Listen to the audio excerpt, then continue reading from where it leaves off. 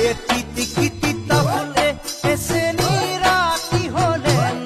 নে খাবি রাতি হলে